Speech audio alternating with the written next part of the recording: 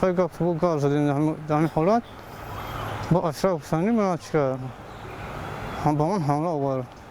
با گذشت یک هفته از حادثه، سعدالله خدایارف با مشکل حرف میزند. میگوید روز 24 می وقتی خواست به باغ فرهنگی شهرک غرم درآید، پاسبان به او حمله کرد.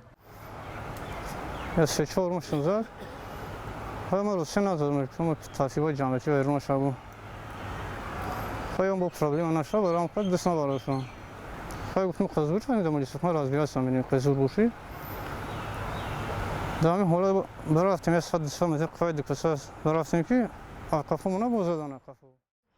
مقامات رسما قضیه را شرح نمیدهند. ناظر منطقوی جای حادثه به رادیو آزادی گفت همه معلومات ها را به بخش تفتیشاتی شعبه کارهای داخلی ناحیه رشت سپاریدند. به گفته ناظر، افرادی که به سعدالله خدایارف 31 سال حمله کردند مورد پرسش قرار گرفتند. ولی سعدالله خدایارف میگوید با گذشت 7 روز از حادثه کسی او را دعوت نکرده است و تا حال پرونده هم باز نشده است. تا شاید پرسشی نیست. 8 روز اون پرسشی نیست.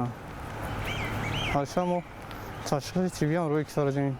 همه چی روی کردیم.